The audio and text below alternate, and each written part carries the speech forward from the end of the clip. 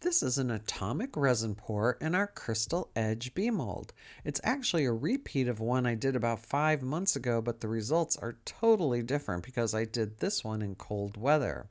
I mixed up about 7 ounces of Art Pro resin, which is a medium viscosity resin, and I have Dollar Rowney Indigo acrylic ink and Liquitex Prism Violet acrylic ink. In 1.69 ounces of resin, I use 6 drops of the indigo and 2 drops of the Prism Violet. I then have Cerulean Blue Hue by Liquitex. In 0.85 ounces of resin, I have 6 drops. For the white, it's Let's Resin Ocean White Pigment Paste, 1.35 ounces with 2 drops. And then for my mica, there's 2 tiny scoops of Interference Blue Mica Powder by Pearlex in 0.68 ounces of resin. And there's supposed to be a clear push. I think it was about 1.6 ounces. And I used 1 drop of the Prism Violet in that just to give it a little bit of some color. And some glitter and glitter glass for the center. And there's the push color.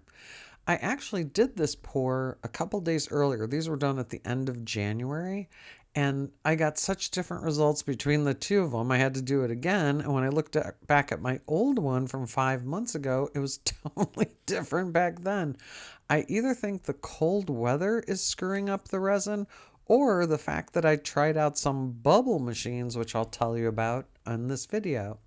You start this off by putting the indigo and prism violet to the bottom, and then you take that cerulean blue hue and you make dots. This recipe is the exact recipe from Sunfire Designs. She does brilliant resin recipes, and I've never had one go wonky on me until these past 2 that I poured. When I did this pour about 5 months ago, I used very tiny dots, so I figured I would do larger dots this time. For this one, because we've been having unseasonably cold weather in Florida, I warmed up part A before mixing it and then put it for 7 minutes in the bubble remover machine by Let's Resin. That's why I'm not speeding this up to give me time to talk. I have tried Resiner's official bubble remover machine. It was terrible. I tried Estoyo's machine. That was, I don't know, worse or not much better. It actually cooked the resin. And I'm using low viscosity or medium viscosity resin. And then this Let's Resin machine. At around $100, or Let's Resin is over $100, if it says it's going to remove bubbles, it really should remove bubbles. But it doesn't. To me, all my experience with this, these machines heat up the resin 5 to 6 degrees. It's almost like 1 degree per minute you have it in the machine. And I wonder if that's what made this pour go wonky, and the one before it. So the next part of this, I'm taking the mica powder and putting dots on top of that acrylic ink in the pale blue color.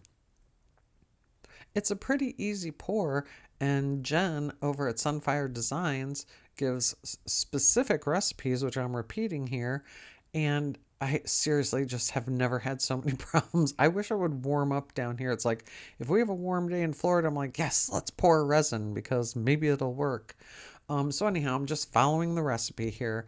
And this is the atomic pour, which you're supposed to do this atomic design with the white pigment paste after this. And I'm very bad at those designs.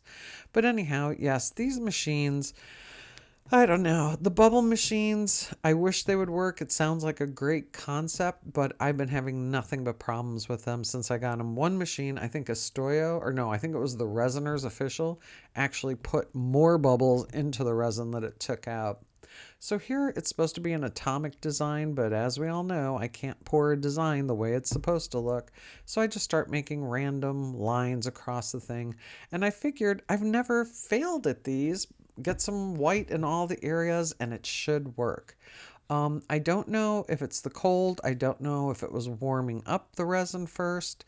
But here, if you actually look at this push, if I get my hand out of the way, you'll see what's forming underneath there. I won't move my hand out. Oh, after I put the glitter in.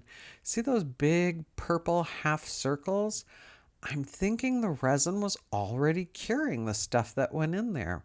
I don't know if these bubble machines make the resin cure faster or not, but they're not just removing bubbles because they don't do that very well either. Okay, enough talking about that. So the rest of it, I'm just pulling the resin into the corners. If there's a lot of white globbed up, I just try and move some little colors in. But if you still look in there, the resin will close up here. The push will close up in the center, but you do see the shapes underneath there, and you'll see the shapes in the finished piece as well. It's not terrible. It's not the worst I've done, but it certainly will not win a prize at a state fair, let's say. So here's the time lapse of it closing up, mostly like all my other pours do. Had high hopes for it turning out great. We'll see what happens. I'm surely messing around there doing something in the background, probably cleaning up. So now it's the next day and time to demold. I've never had bad results using any of these recipes from Sunfire Designs, but this one comes out a little different. Let us know what you think about it in the comments below.